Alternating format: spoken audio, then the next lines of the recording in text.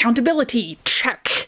Plans for 2026, check. Bunch of books that I want to read, check. Hey everyone, Fina here from Fina Reads. Welcome and welcome back to my channel. Today with the 1 to 10 TBR tag that I was tagged in by Stacy over at the Chapter Conundrum.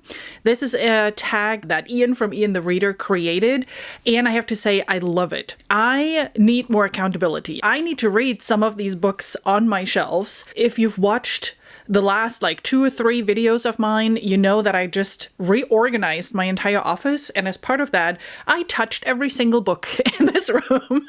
I removed a bunch of them out of my library already, but there are still way too many books on these shelves that I really want to read. I mean, I bought them for a reason, right? And Ian's tag is about reading the books that you own. And how the 1 to 10 tag works is you pick one book for every 100 pages, and that's what you're committing to reading in 2026. So 1 is a book with 100 plus pages, 2 is a book with 200 plus pages, 3 is a book with 300 plus pages, and so on. You'll see as we go through this, it's pretty straightforward. So I scoured through my shelves and I focused on books that I had on the shelf either for a very long time or where I tend to say things like, I really want to read it.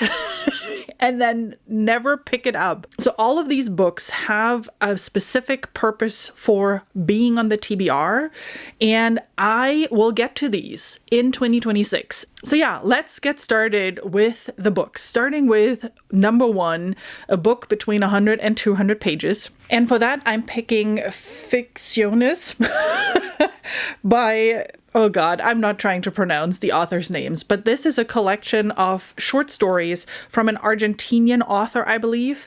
This was a gift from my brother. He thinks I would really love this. I'm pretty sure he read this too. And I wanted to see what it is all about. I believe there's something going on with him being one of the first authors that wrote in a fantasy genre, kind of. I will tell you more once I know what it really is about. The other cool thing about this is that Ian from Ian the Reader, the creator of this tag, also picked Ficciones for his number 1 prompt book. So buddy read material here, right there.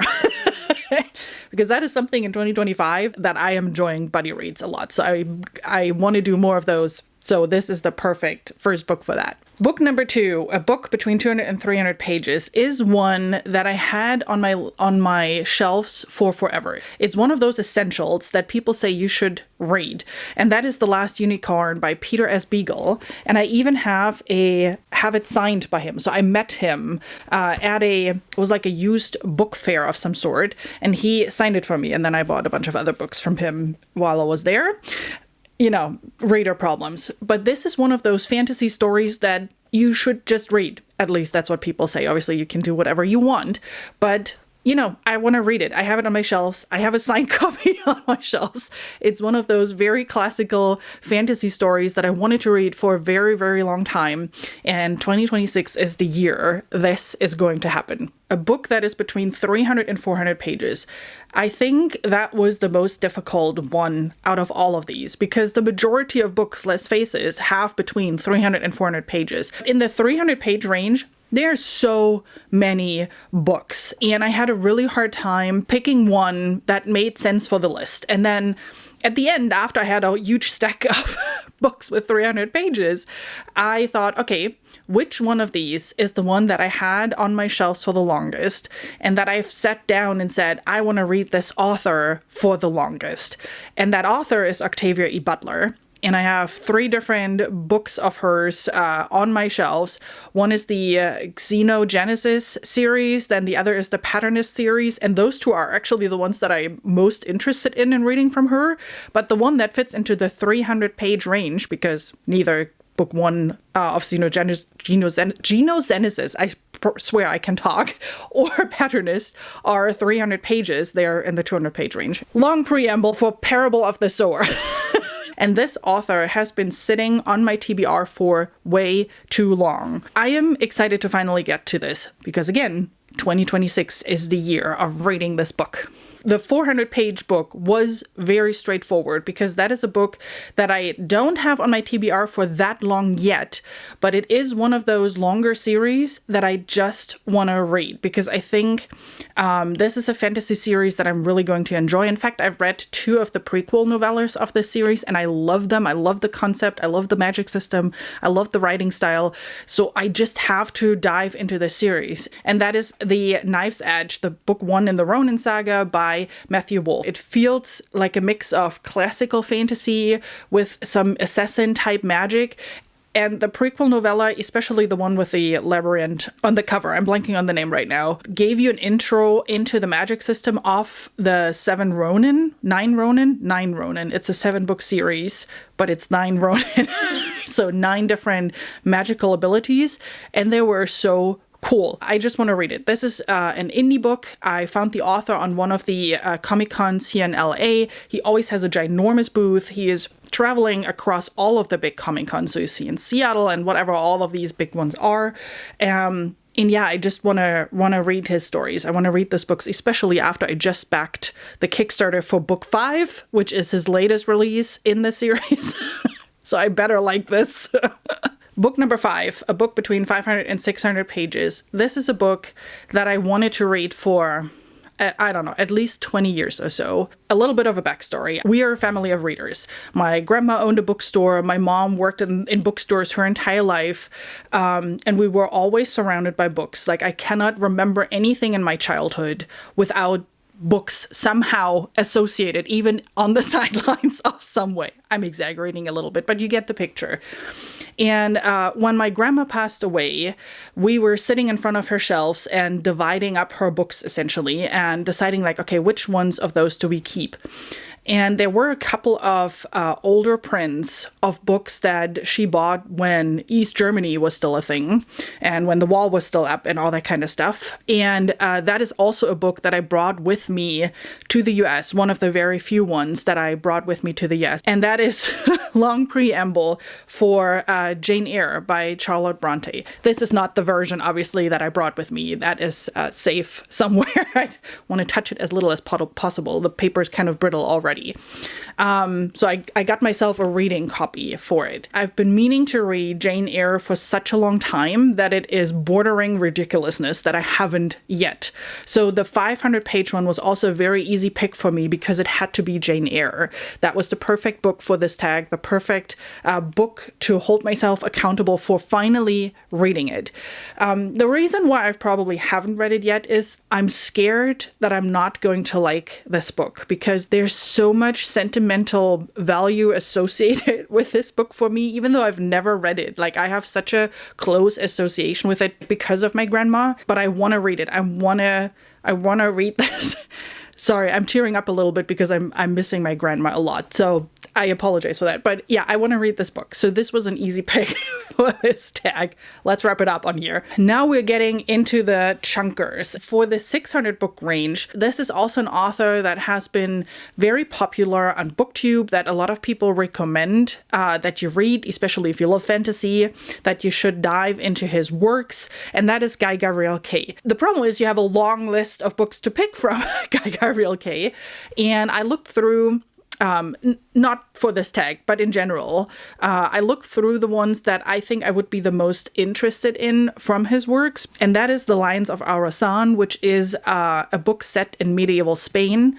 And I love European medieval timelines. This is just in general an era and a part of history that I'm very interested in. And I have not read much of medieval Spain in the past. Like, usually it ends up being France, Great Britain, Germany, you know, that kind of stuff, but not Spain for whatever reason. But there are a lot of elements of Spanish medieval time that I love. Like, for example, the association of Austria with Spain with the Spanische Hofreitschule. I don't know what that is called in English. In Austria, there is a big horse institute that is historically very important because those horses were gifted from the Spanish crown to Austria, and I believe continue to do so. So this is just one of these examples, and there's a lot to Spanish medieval history that I want to dig my teeth into, and I thought this is the perfect book for that. And it's like 600 somewhat pages, 650 close to.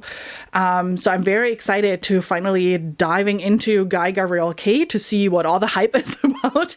Book number 7 barely made it into this list with like 706 pages. So, squeezed right in there. And that is Imaginary Friends by Stephen Chbosky.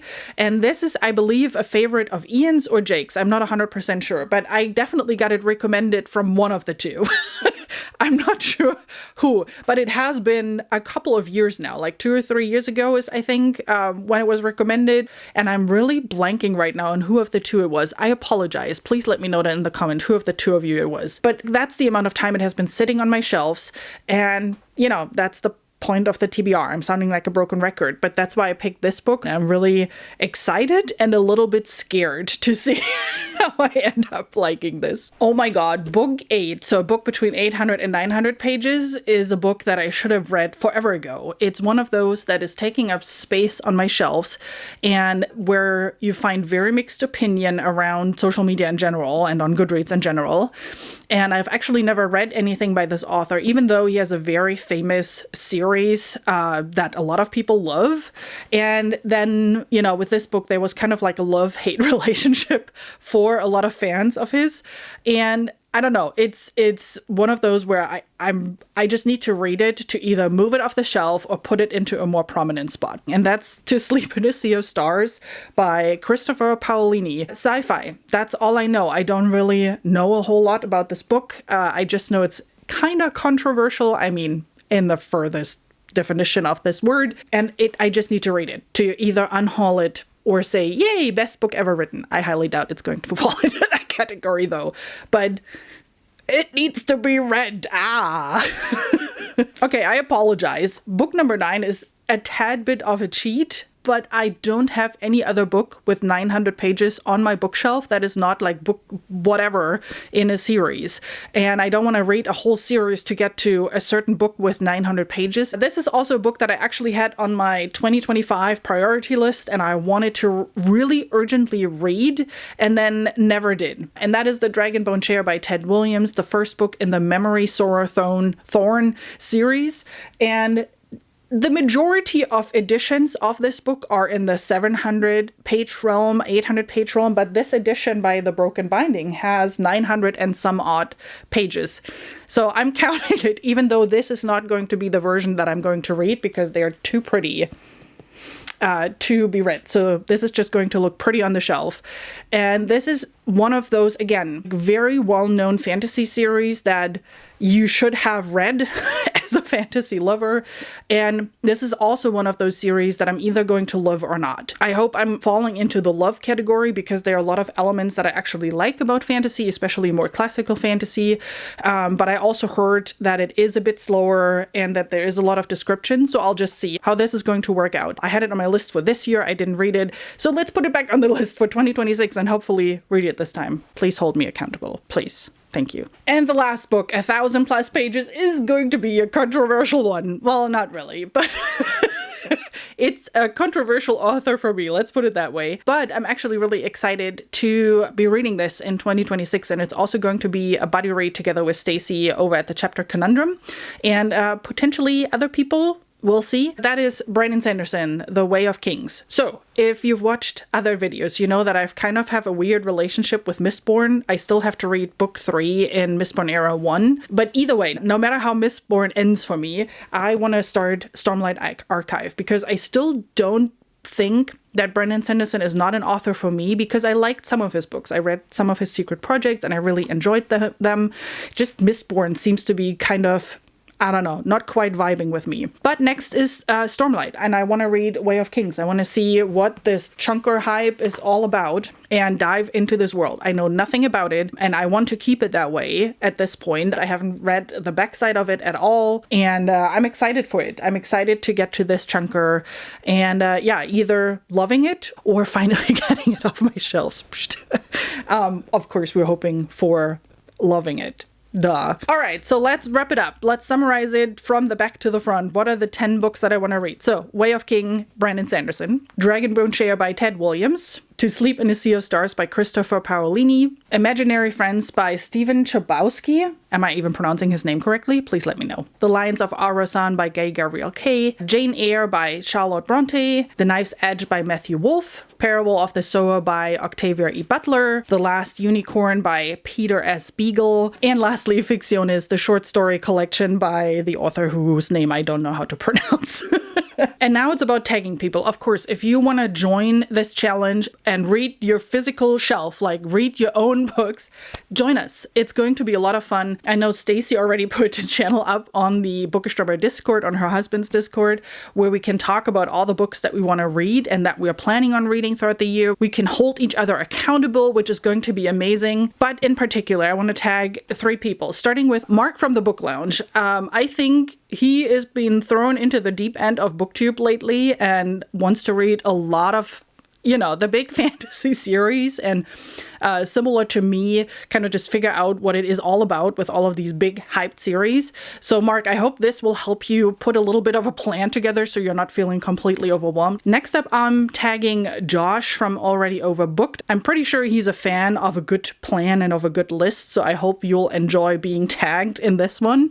Get a head start on your 2026 plans. And then lastly, I know he usually doesn't do tags, but maybe this is one that he would enjoy and helps him get a little bit of thought into his personal TBRs, and that's Edward from the channel Grifkin. And then again, as I said, if you want to do the tag just for fun, let us know down in the comments what your 1 to 10 books might be for 2026. And then stick around because the year end is starting, which means the year end series of videos is starting with the favorites of 2025, talking about the 2025 releases and which one I like the most, and a whole bunch of other stuff. I'm already really excited about those. So don't forget to hit the subscribe button so you don't miss any of those. I hope you have an amazing rest of your day, and I see you soon with another video. Bye!